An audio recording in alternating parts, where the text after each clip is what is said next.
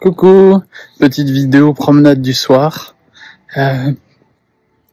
J'ai été très instruit par la perception de Michael en ce qui concerne le monde moderne, le commentaire. Hein. Vous avez bien retenu cette idée de commenter le réel, c'est l'ego quoi. Le commentaire sur le réel. Ce qui m'intéresse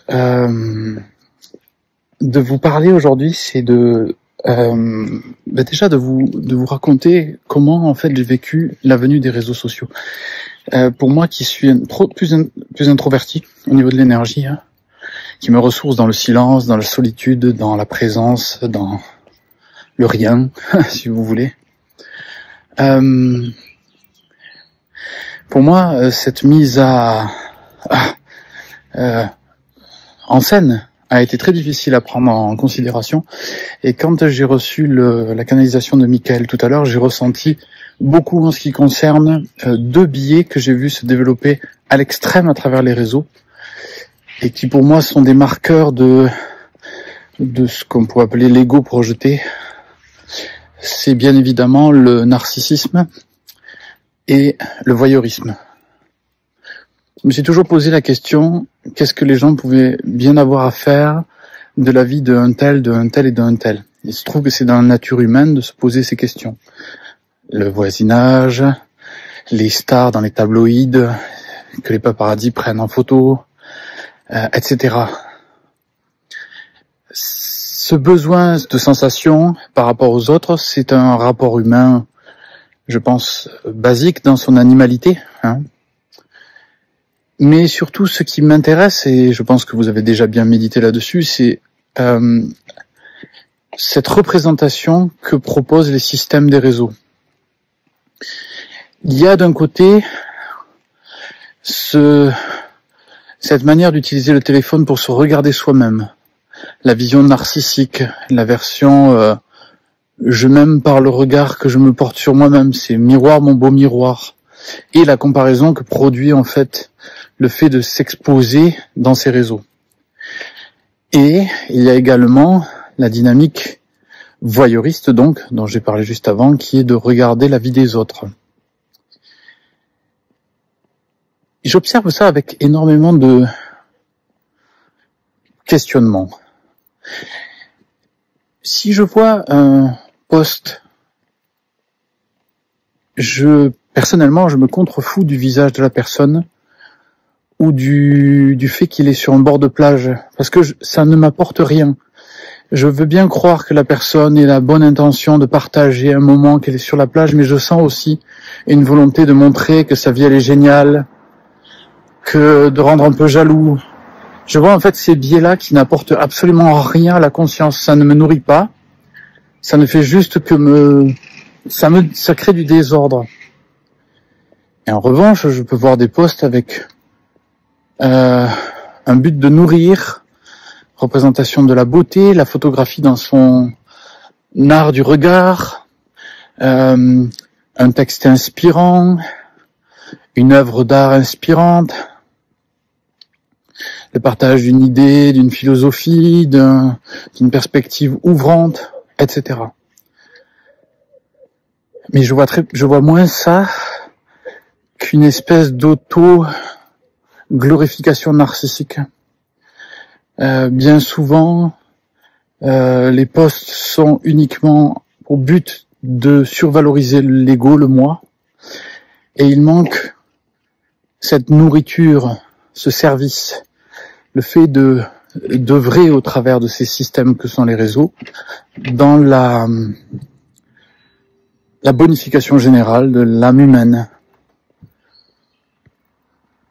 Ce sont des outils qui sont utilisés et qui vont vraiment emphaser, surnourrir effectivement la projection égotique, mais l'humain n'étant pas mature en ce qui concerne son propre ego, il va rentrer dans des rouages qui sont donc ce voyeurisme, narcissisme, qui sont en fait des sortes d'addiction au regard, une sorte de dopamine comme ça qui est nourrie par les systèmes de regard, de validation, d'invalidation. Voilà. Ces biais-là, donc narcissisme et voyeurisme, sont des reliquats ou en tout cas des représentations du monde de l'ego humain. Instagram, avec ces personnes qui mettent leur vie en scène. Si on regarde Instagram, on a l'impression que la vie sur Terre, c'est le paradis total, et c'est loin d'être ça. C'est la fameuse hyper-réalité dont Baudrillard était un fervent exégète, j'ai envie de dire, explorateur. L'hyper-réel, c'est quand l'idée du monde supplante le monde. Et c'est exactement ce qu'est l'ego, hein. L'ego est une hyper-réalité du moi, de qui nous croyons être. C'est une surcouche au-dessus de nous-mêmes, se faisant passer pour nous, et entretenue par le jeu des interactions, le jeu des validations ou invalidations. Donc, finalement, tant qu'on vit pas dans la réalité, c'est-à-dire au-delà du moi, dans la présence, dans l'accès au silence de l'être, dans l'accès à l'ontologie même de notre nature, nous sommes les jouets de ces biais que sont le voyeurisme et le narcissisme, qui sont le point de vue extérieur et intérieur du moi en relation. On a ça, et on a un outil qui est formidable. Alors certaines personnes disent non, c'est pas si bien, etc. Moi je le trouve tout de même formidable, en tout cas dans ma survie sur le plan Terre, en tout cas dans l'humanité, ce qui m'est le plus compliqué. À la différence de beaucoup, pour moi la solitude est extase. Le fabuleux outil pour déjouer les mécaniques égotiques, c'est, surtout dans les systèmes relationnels dont je parle depuis tout à l'heure, c'est les accords Toltec. Et je vous le donne dans le mille. Hein. La parole impeccable, qui est le premier, c'est effectivement le plus difficile à atteindre, parce que la majorité des êtres ne sont pas dans la vérité, tout simplement parce qu'ils sont biaisés par le jeu interrelationnel de définition. L'autre me définit et je me comporte comme l'autre veut que je sois. Donc on a cette parole impeccable qui est compliquée. Dire toujours la vérité de son être, c'est-à-dire être soi, c'est en fait l'aboutissement. Mais les deux d'après sont très intéressants. Ne pas en faire une affaire personnelle et ne pas faire de suppositions. Ne pas en faire une affaire personnelle, c'est le principe narcissique qui est déjoué. Ce que les autres pensent de moi n'est pas qui je suis. Ce n'est qu'une idée, un concept, une projection.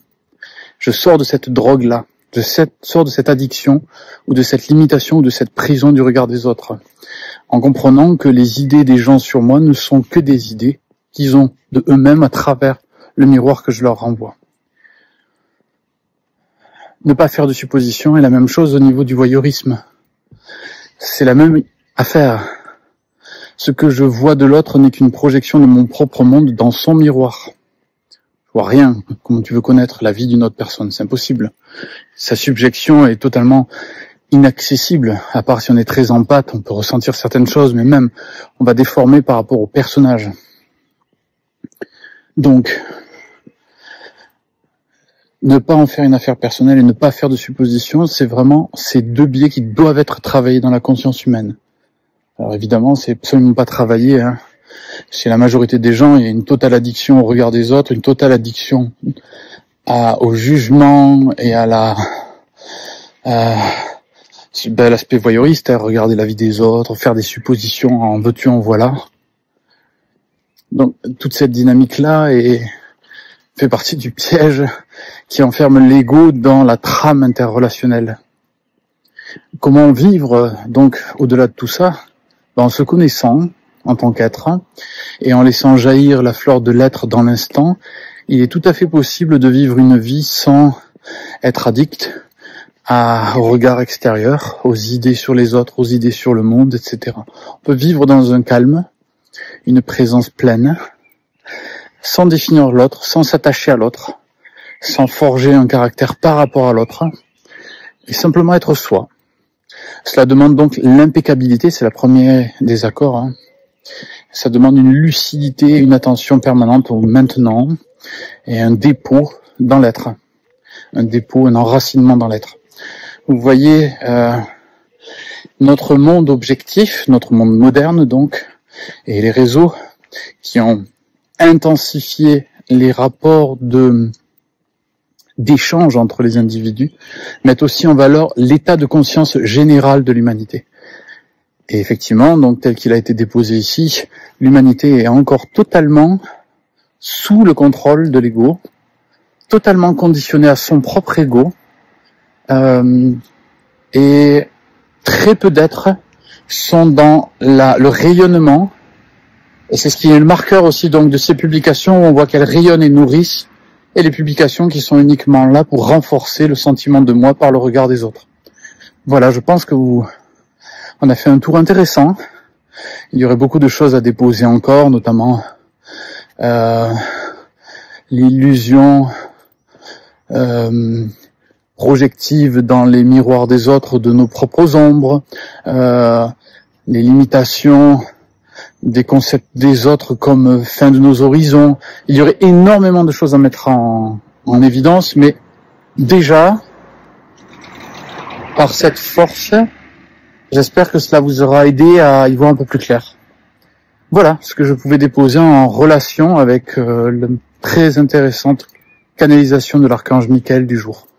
Prenez soin de vous et belle soirée.